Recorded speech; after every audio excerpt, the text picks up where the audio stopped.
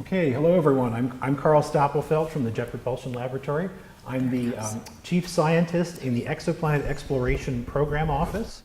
So what I want to do is tell you something about the way NASA tries to organize different exoplanet efforts into a coherent theme. And what the job of the chief scientist is to be there in all the meetings where the managers are deciding how to spend money, to make sure they understand where it can be most effective for science. And the only way I'm going to know that is if I'm out talking to all of you folks and hearing about what you think should be done in the future of exoplanet research. So let's see, we're going to attempt to go forwards here.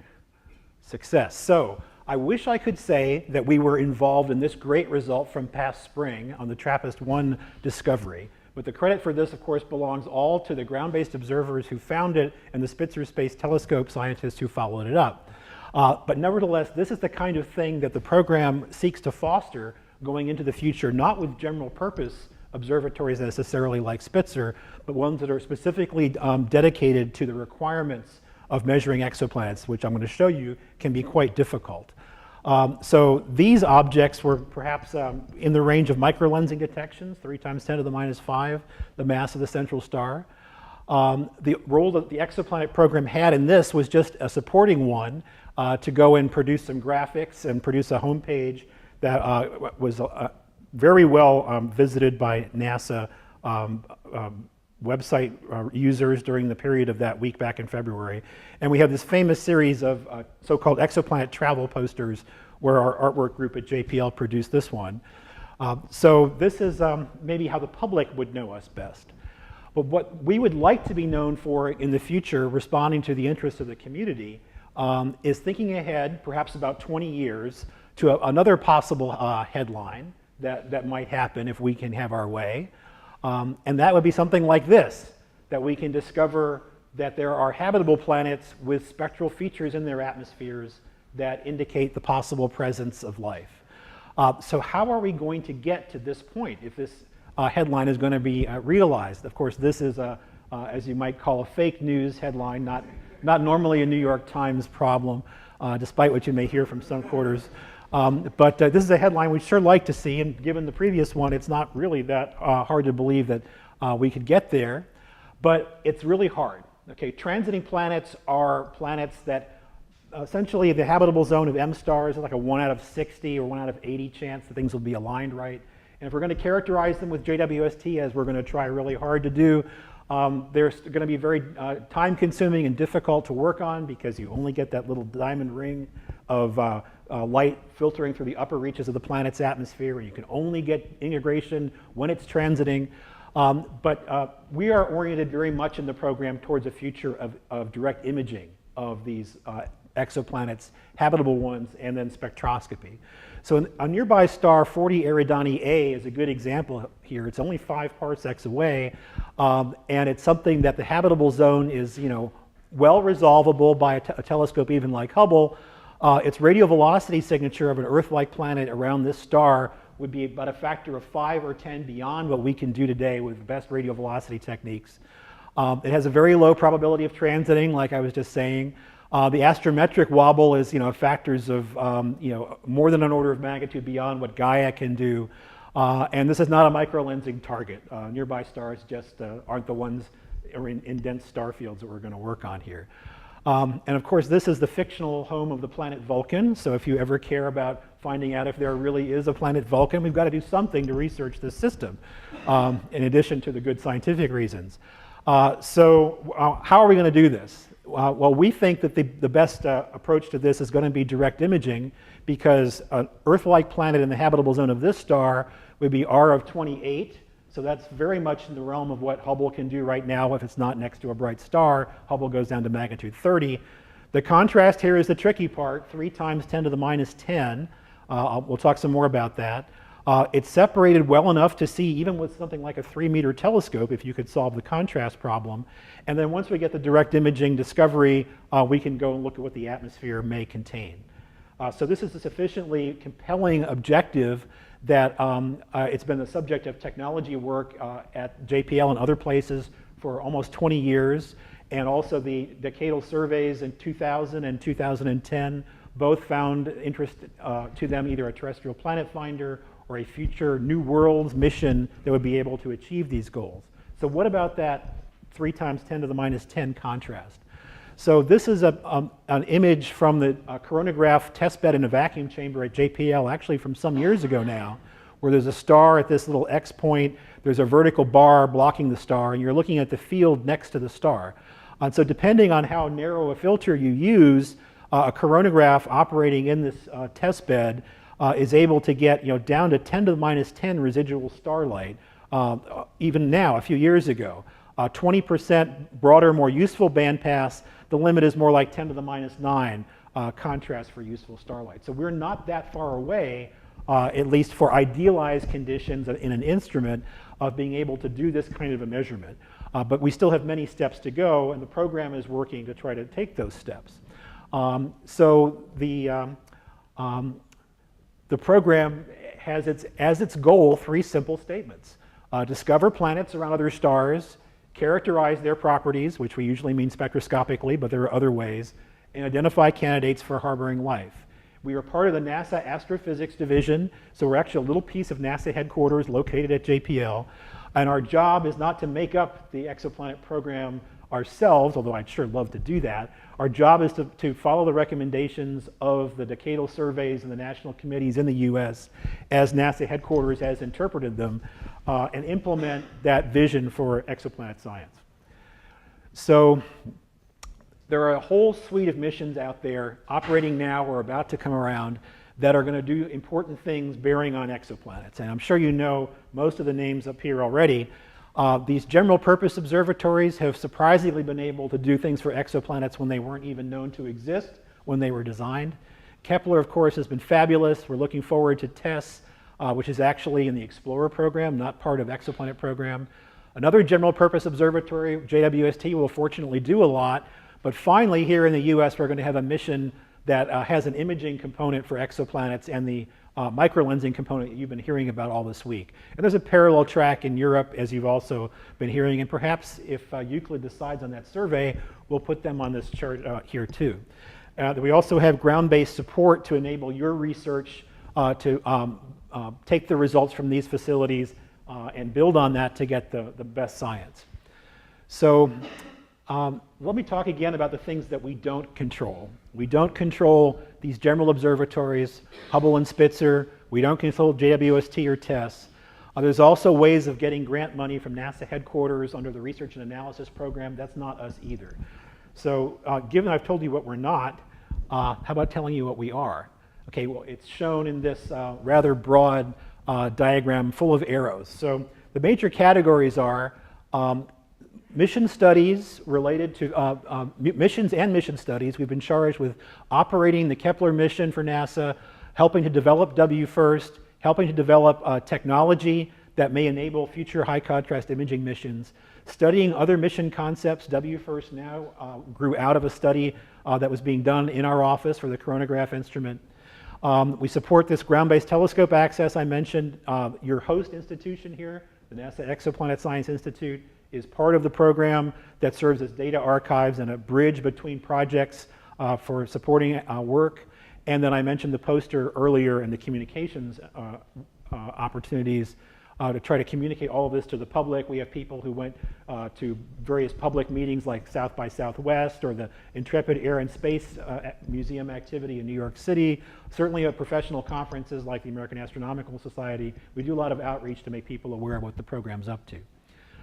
Okay, so let's go through some of the elements of the program. Kepler, as you all folks know about, there was a major data delivery where from the prime mission, the 3.5 years of data that were taken from 2009 to 2013, that will be ending in September 30th. The data analysis will be complete. The products have been delivered to STSCI and to NexI.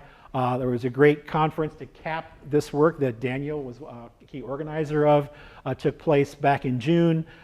So Kepler Prime mission is almost over. We're actually having a party in September to celebrate that for the folks who dedicated their careers to this. But of course, even after, now it's like 4 years since that Prime mission, key results have been coming out. Like at the conference in June, one of the highlights, which I don't know if you've seen earlier this week, is this reanalysis of Kepler objects of interest, confirm planets using very good Keck spectroscopy to get the stellar properties well refined and producing this bimodal distribution in the sizes of small planets with rocky planets and planets with envelopes forming these two distinct peaks. We don't do this in the program, but we are happy to enable it between making Kepler work and then making the NASA Keck time happen through NextSci. Those things together contributed to making this result possible by graduate student B.J. Fulton, who's probably a couple of floors up in the building here and just finished his PhD. So the K2 mission, however, continues as long as there is reaction control gas to keep the spacecraft pointing. We don't actually know how long that reaction control gas will last. It's going to fail sometime in 2018 or perhaps 2019, when without that gas, it will not be able to keep the telescope pointed. Since the original mission was stopped because of the reaction wheel failures, K2 has only been looking at the ecliptic at all these various fields. It's been finding its own transiting planet candidates and confirming a good fraction of them. Of course, for you folks, it provided that Campaign 9 microlensing survey to be the first large space-based microlensing survey, help juice the field a bit for WFIRST. Upcoming work here on the ecliptic, and campaigns are going to now observe with instead of the spacecraft looking away from the Earth in the backward direction, it's actually looking forward past the Earth in Earth trailing orbit. So we now know everywhere that Kepler will be pointing for the rest of its mission for K2. And so there's still an opportunity to propose targets. I think this fall is when you can send your target proposals in. So even though the areas of the sky are picked, the exact targets are not, so think about proposing to that. NextSci has this very important exoplanet archive at it, which I think, have you been using this week during the hands-on sessions? I'm not sure. It certainly is your go-to place for having vetted counts of known planets by various techniques and methods. Here's the distribution. You can generate this graph any day of the week that you want just by going to the web page and going to the plots link. And helps us populate for the managers up at JPL this little luminous sign in the administration building. So whenever the boss of JPL walks to work or a congressperson is coming to visit, they will always see how many exoplanets are known out there from various methods. NextSci hosts this follow-up observing program where we are able to help identify which Kepler objects of interest are really good exoplanet candidates and not background confusion. Doing the same for K2 and looking forward to the same thing for TESS, which will only have, if they use the full frame images, a factor of 10 more targets to vet than Kepler and K2. So lots of busy work coming up for the exoplanet follow-up program. It's a data sharing site. If you've observed an object in the sky and you have a chance to inform your colleagues that you did it, so we don't get 8 people trying to follow up the exact same object. Maybe we can spread the load around. You're here for this, and the Sagan Fellow Program has been a great resource for young scientists. Here are the 3 folks just selected this past spring, and then 2 of your distinguished conference folks here, both Jennifer and then Matthew. I don't know if Matthew's still around. Yes, okay.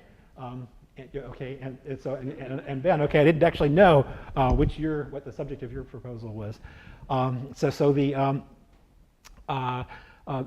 There's an opportunity if you're applying for postdoc jobs. Please consider this, and of course, there's a flyer out on the desk to pick up.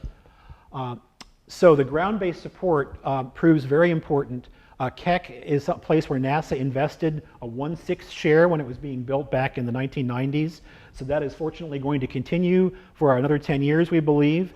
It supports key projects for mission support, and also you can get small individual investigator observing programs. This can be important for microlensing to be able to disentangle the lens and the background source star. If you're going to propose, your next opportunity is coming up here in just about a month. So that's something not to be missed. This is the only nationally available access to Keck. Otherwise, you have to be a member of the University of California or Caltech or University of Hawaii staffs to do this. So a very important thing looking forward to imaging is we live inside this dust cloud called the zodiacal light in our solar system. It's dust particles spiraling in from comets and asteroids in the plane of the ecliptic. And so if other solar systems have this, and we believe that they do, they have debris disks after all, then this is a source of background noise to our future goal of trying to image Earth-like planets and take their spectra. Okay, so we are not wanting to build a giant space mission to observe extrasolar Earths if it happened to turn out, for example, that our system was a very clean system and all the other stars were very dusty. That would have a strong impact on what kind of telescope we would design. So to try to characterize the dust in other systems, there's an instrument on the Large Binocular Telescope, Mount Graham, Arizona. It's called the LBTI, and it works at 10 microns. So at 300 Kelvin, dust is being sensed by first combining together the light from these two 8-meter mirrors, shifting the phase of one of them by 180 degrees, so on the optical axis you null out the star. Off the axis there's transmission, so if there is extended dust around a star, we can see that as excess 10 micron flux. And so this is something you can't do just from measuring the brightness of the star alone. You've got to null it out. And so far we've been able to look at 26 stars, and mostly they are clean of dust, at least to our current limits, which is for one star about 12 Zodi for the whole sample. It's probably going to be about 6 Zodi in the end, give or take. This is still under analysis. And this effort is going to wrap up in 2018, most likely. But we're helping to prove that the other systems are not too dusty for exoplanet direct imaging and spectroscopy when you're talking about in the habitable zone. And then the last of the 3 ground-based efforts that the program runs is a spectrograph coming up for the WIND telescope, also in Arizona.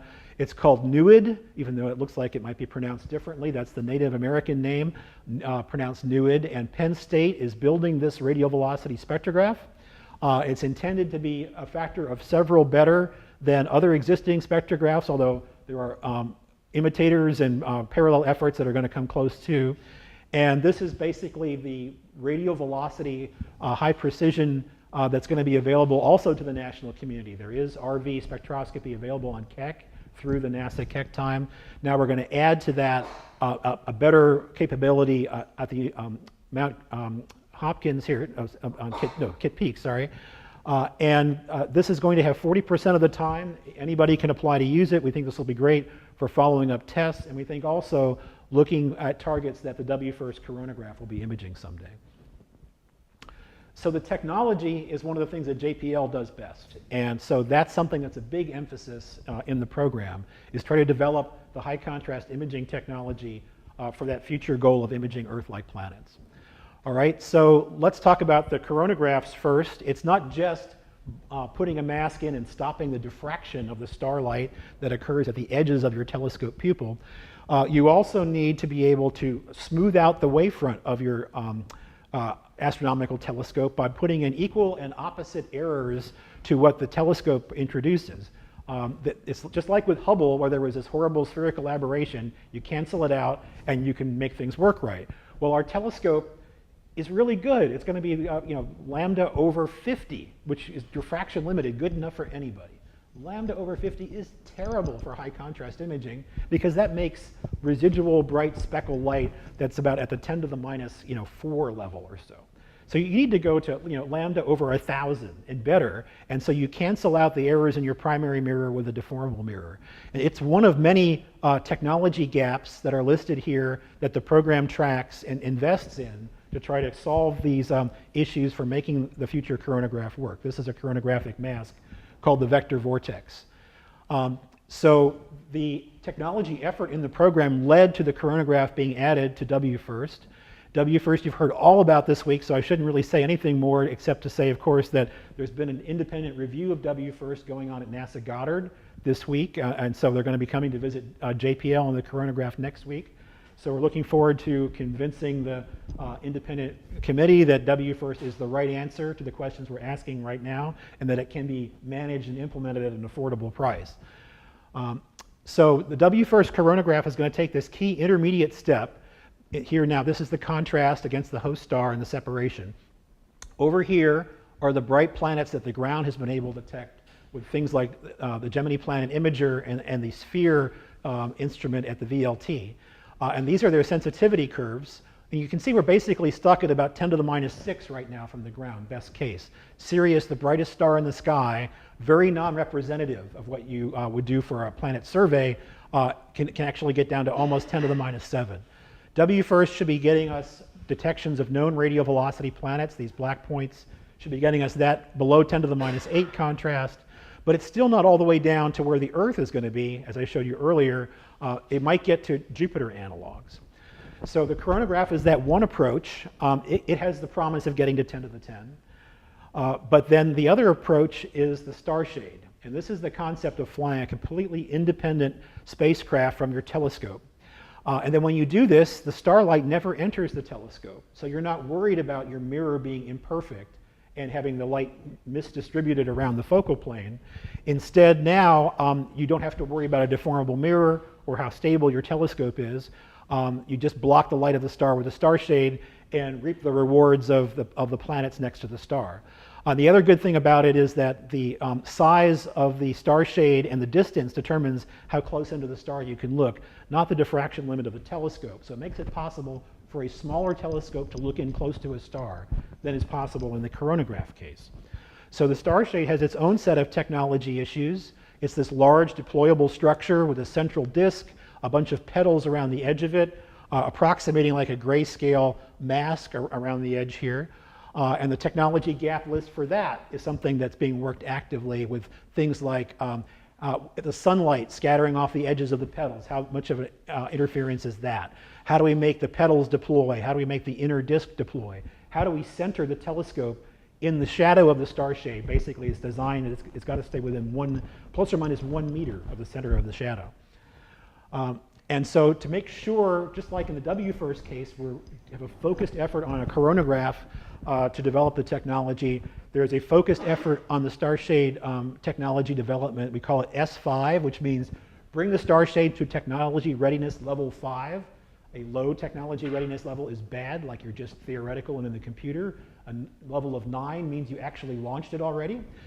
So right now the star shade is around 3 and 4, but there's this effort going on to hold community workshops, to do specific developments in the laboratory. There's testing going on in a long tunnel at Princeton University that's demonstrated 10 to the minus 8 or so contrast with the star shade, or sorry, suppression, which is not the same thing as contrast. It'll take too long to go into that.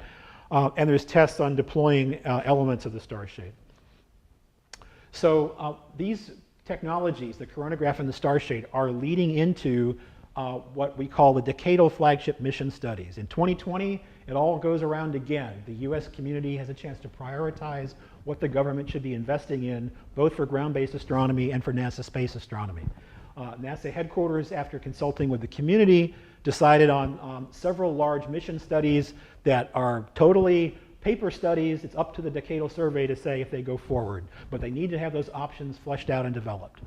So there is an infrared telescope that is, infrared telescope that you could think of as a very large Spitzer or Herschel that may be able to do quite interesting transit results, called the Origin Space Telescope.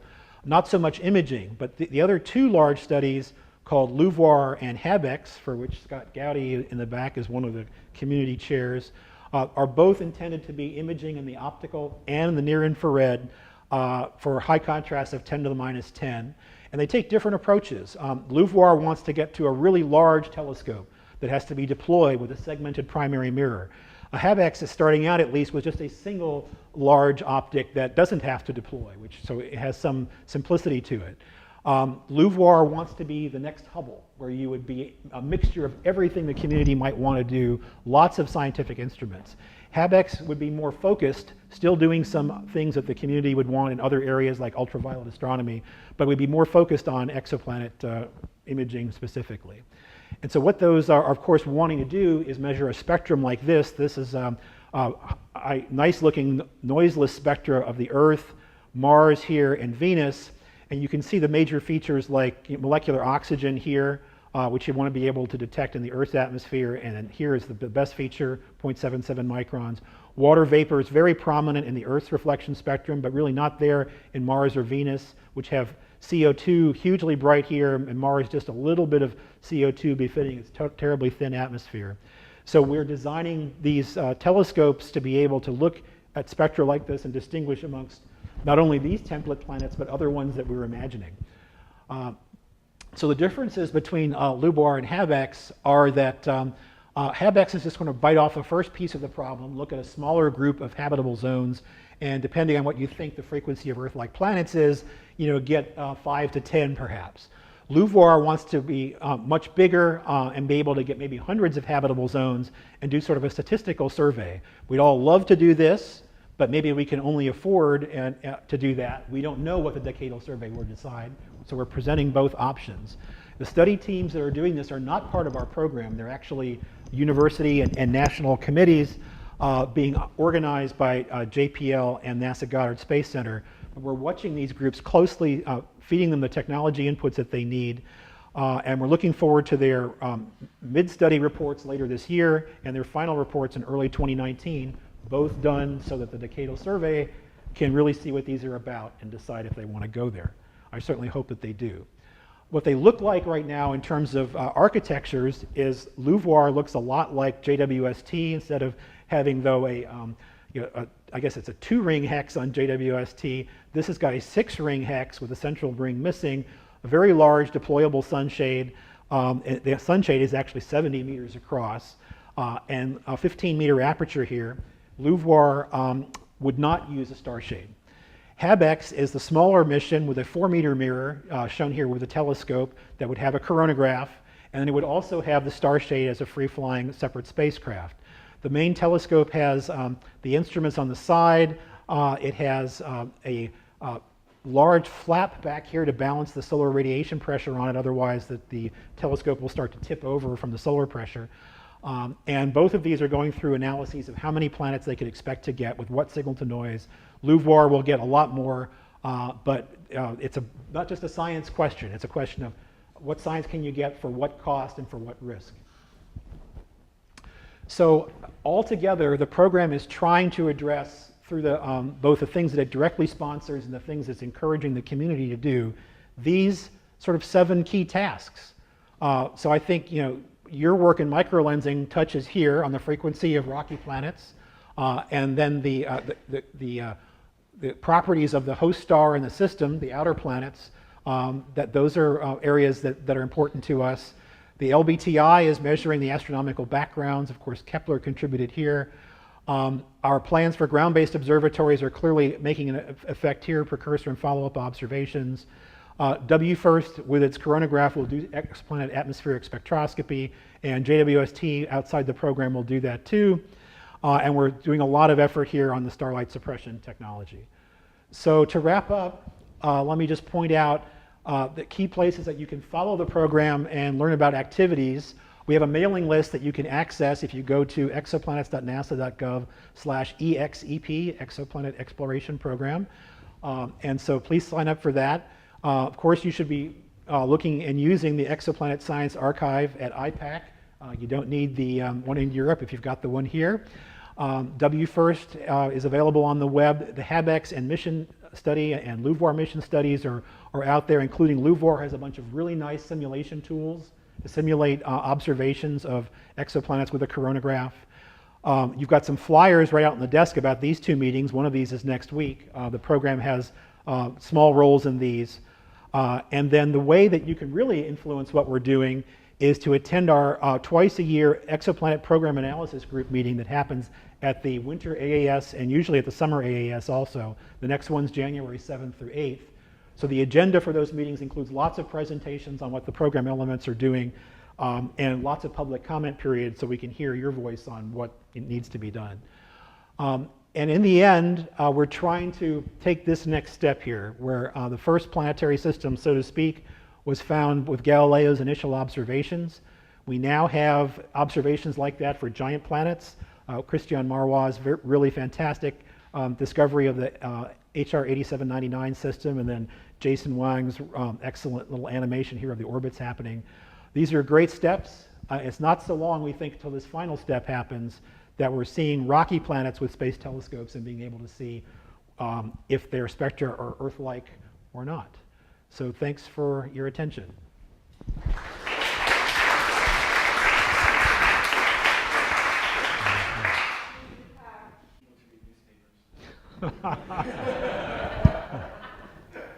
Yeah, there are problems with getting people to read. Editorial comment, my favorite sports website suddenly decided to stop having stories and just have videos from their studio hosts. You know, it's just, so they're not even producing written content anymore. So you should worry about that. You're alluding to an issue that even if you devise the means for making this spectrum and rejecting the starlight and all of that, do you really know that, for example, that oxygen is indicating the presence of life? We think we have to have a measurement of methane along with oxygen to show chemical disequilibrium. There's a really great series of papers that have just been submitted to astrobiology, the output of the biosignatures workshop last summer in Seattle. And one of them is about oxygen as a biosignature and deals with the case about how there are abiotic ways to make a significant amount of oxygen in the atmosphere. So if you asked us 15 years ago, we would have said, oh, oxygen is it. As soon as we see that, we know that there's some kind of living system. And now we think it's much more complicated than that. And so the ability to see a lot of small trace molecules could be really important to being sure of what we can look at. But even just to see the rocky planets with water vapor says that those are going to be habitable environments. And so we want to take the inventory of that just to see how unique we are. Yeah, so M dwarfs have these really close inhabitable zones that are not so accessible to imaging. So I wish I could tell you there would be overlap between the imaged planets that we hope for in the future and the transiting ones, but we don't expect there to be overlap like that. At TRAPPIST, it's like 1 milliarc second separation for these guys, and we're talking about even LUVOIR, the biggest of these possible future missions, having like a 30 milliarc second or 40 inner working angle. So we're just not going to be able to go there on the transiting ones. But you had another question. The target. Yeah. So I wish I could say that there was lots of choice in picking the targets for this, but a really driving technical requirement is how close in can you build a system to look. Okay, so if you want to look in closer, that means your star shade has to be bigger, or it means your telescope in the coronagraph case has to be bigger to have a smaller diffraction limited spot. And so if we build, like in the case of HabEx, to have an inner working angle of about 70 milliarc seconds, that basically defines roughly 50 or 70 habitable zones that we'll be able to get a glimpse into. And so we'll make the mission work to look at all of those. Okay, we don't have options of hundreds that we're going to choose just a subset of. LUVOIR may be a little bit more like that, but certainly HabEx is going to do the ones that it can. Oh, I think the feeling of everybody working on this is that Exoplanet, as exciting as it is, can't own a 4-meter telescope all to itself. The rest of the community has to have something in it for them. And so this has been very well flushed out in a LUVOIR-like case for something called the HDST, the High Definition Space Telescope. This was a report that came out in, I guess, 2014 or so from STSCI. So that details the whole general astrophysics science case quite a bit. For HabEx, the team there is also developing the science case based on ultraviolet spectroscopy and also imaging, which with a 4-meter telescope would be only an incremental improvement over Hubble, but we're expecting significantly better UV throughput from more advanced instrumentation than Hubble has. So an order of magnitude improvement in ultraviolet versus Hubble is in the offing. And Scott should correct me if I said anything wrong. Any other final questions, comments? No, if not, thank you. Okay.